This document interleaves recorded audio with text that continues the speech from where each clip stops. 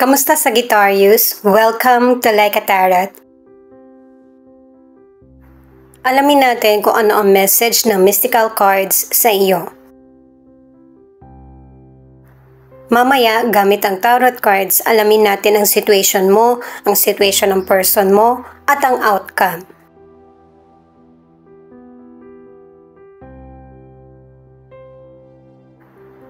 Itong card mo na ito, ang ibig sabihin, merong discussion na nauuwi sa debate. At itong argumento na to, mauuwi sa personalan o kaya yung aatakihin ka nung person. Kapag ka hindi mo dinistansya yung sarili mo sa ganitong ka-negative na person, magsasuffer ka. Meron pa rin naman itong magandang solusyon, yung pakikipag-usap at yung maunawaan mo din yung person na kausap mo.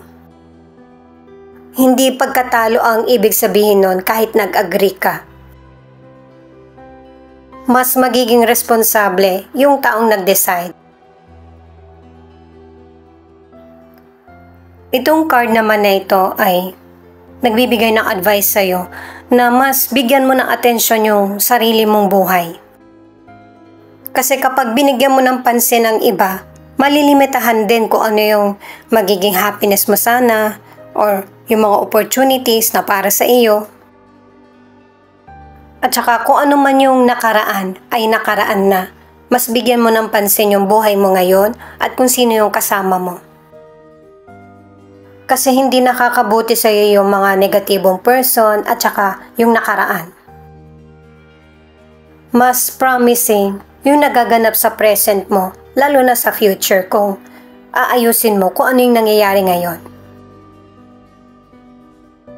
Pinapaiwas ka ng mga cards sa negatibong person at negatibong sitwasyon. Mas maganda nga naman kung ganon kasi mas magiging magaan yung daloy ng buhay mo. Na walang stress at walang masyadong intindihin. Kahit itong card na ito ay sumasang-ayon sa mga naunang cards na mas bigyan ng pagpapahalaga ang sarili. At saka pakiramdam ko sa mga cards mo, mas may magandang outcome kung yung sarili mo muna ang i-priority mo.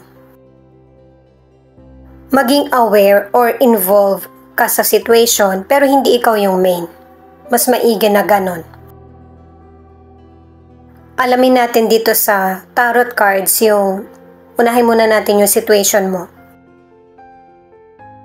Paalala para sa mga bagong viewers na ang reading na ito ay timeless reading.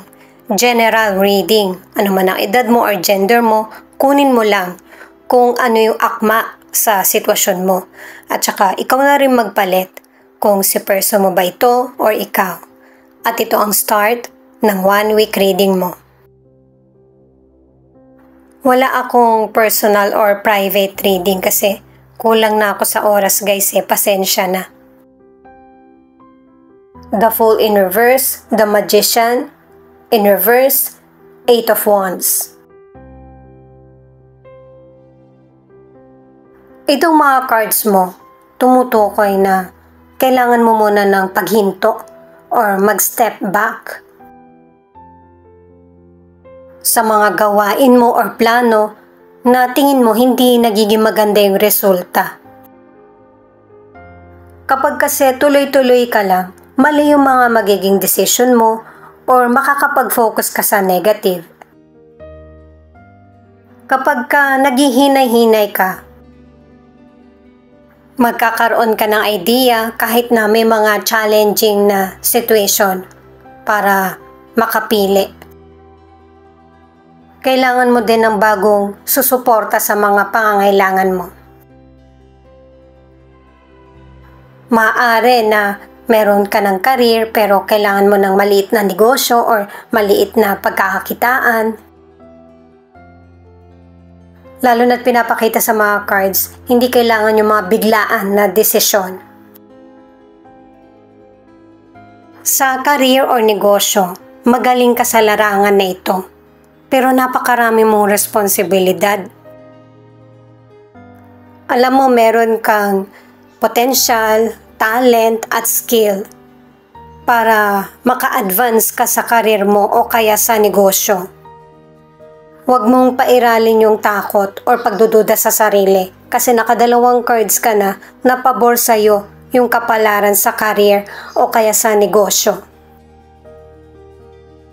May posibilidad din na makapunta ka sa ibang lugar o kaya ibang bansa. Andun yung tagumpay mo. Kung nandyan ka na sa ibang lugar or ibang bansa, huwag mong sayangin. Ang ilan sa relationship dahil sa dalang negatibo ng iba, pati yung relasyon nyo ng person mo ay naaapektuhan. Kailangan nyo mag-usap ng person mo at saka yung bang magkaroon ng pagbabago para makasurvive ang relasyon nyo. Huwag patagalin yung problema para mas malaki pa yung chance na maayos nyo ito. May ilang single na paiba-iba ka ng nagugustuhan, minsan pinagsasabay mo, kaya nahihirapan ka makahanap ng true love. The Empress, the Moon, the Chariot. Ito naman yung cards ng person mo na pwede rin ipakita kung ano yung energy mo. Itong cards ng person mo, maganda yung kombinasyon. Kasi, malaki yung chance na magkakaroon ng successful na development sa buhay niya. Pinapakita rin na matalas ang pakiramdam ng person mo. May kapayapaan yung kaisipan niya bago siya nagdedesisyon. Kahit na mahirap or malabo man yung mga pagdedesisyon na niya, ready itong person mo. Pero merong situation na makakapagpapigil sa person mo, pwedeng ikaw or sa trabaho niya or sa negosyo. Pagbibigyan niya yung iba pero yung plano niya ay hindi niya kakalimutan. Hahanapan niya ng timing. Advancement ang gusto ng person mo sa buhay niya, sa career or negosyo. Ang ilan sa inyo sa financial, maganda yung nagiging daloy na kailangan regaluhan mo din yung sarili mo or yung tumulong ka sa kapwa mo kahit papano. Pero syempre, hindi mo kailangan ipakita sa ibang tao na marangya na yung buhay mo, na hindi ka nahihirapan kasi may ibang person na mananamantala.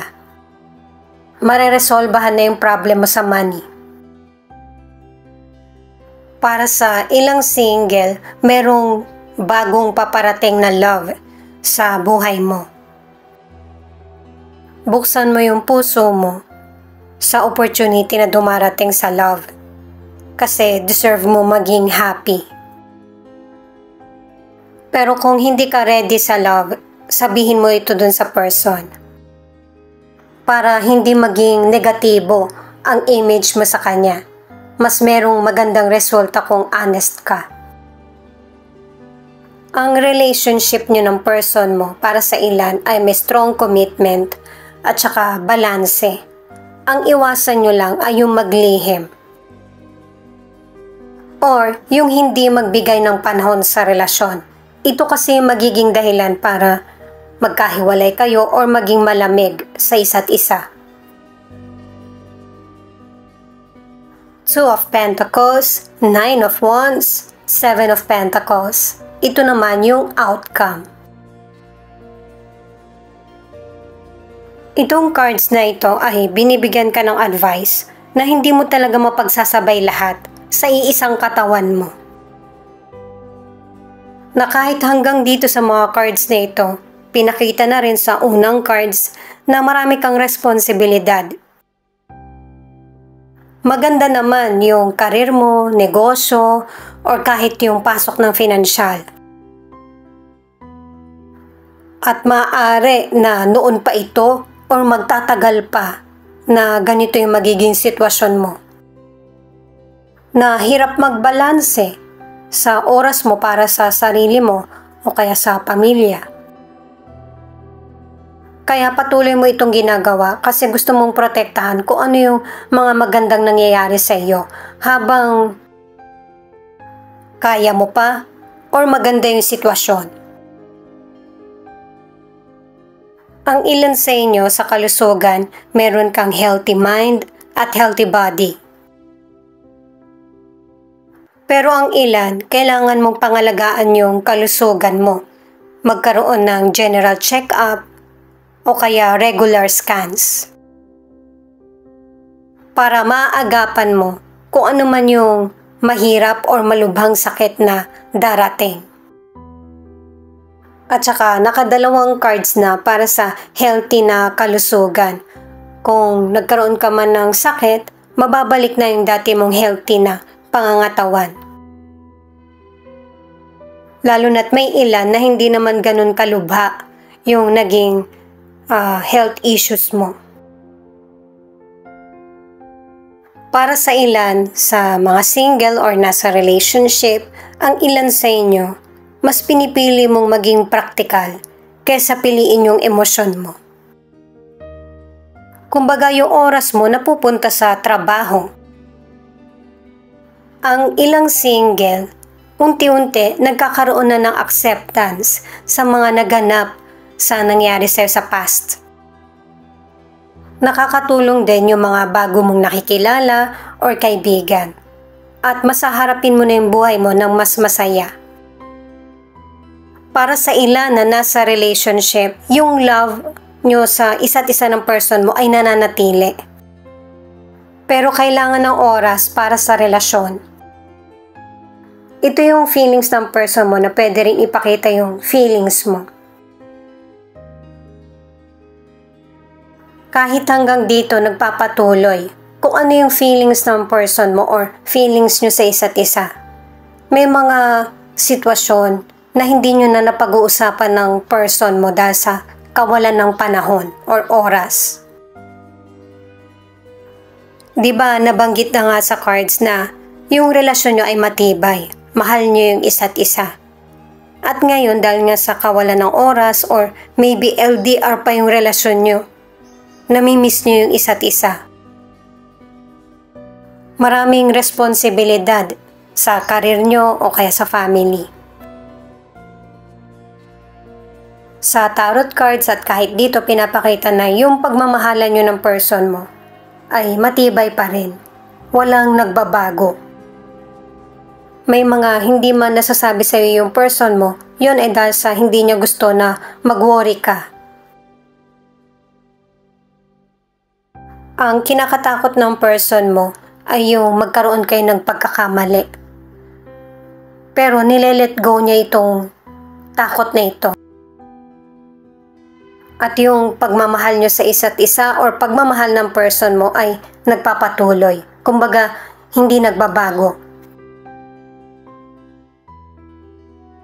Pinagkakatiwalaan mo siya, nagtitiwala din siya sa iyo. Hindi man iparamdam sa'yo ng person mo or ipakita, meron din siyang mga personal issues or kinakatakutan. Nananatili siyang positibo sa mga plano niya or gusto sa relasyon niya. Kaya kung may mapapansin ka na tahimik siya or wala siya sa mood, syempre kailangan din ng person mo yung magkaroon ng time para sa sarili. At inuulit-ulit na namimiss ka ng person mo. Ano man ang gender ng person mo, marami siyang gustong patunayan sa iyo. At saka gusto niya maging magaan ang relasyon nyo, lalo na yung pamumuhay. Ito yung ikinakatakot niya sa relasyon nyo, yung iwan mo siya. Dahil sa nagkulang siya, hindi niya nagampanan yung responsibilidad. Pero wag masyadong mag-overthink kasi lahat naman tayo nagpupursige. Importante yung nagpapahinga pero hindi tumitigil. Ito naman yung ilan sa 12 zodiac sign na nangunguna sa reading na ito. Thank you nga pala sa mga nag-like, share, comment, and subscribe. Ingat po kayo palagi saan man kayo naroon. Aquarius, Taurus, Libra, Pisces, Cancer, Leo, at Aries. Ito naman yung mga letra na posibleng andito yung letra ng pangalan ng person mo o letra ng pangalan mo. Paki-click na rin ang notification bell para updated ka sa Laika Tarot readings. TAD VJ BE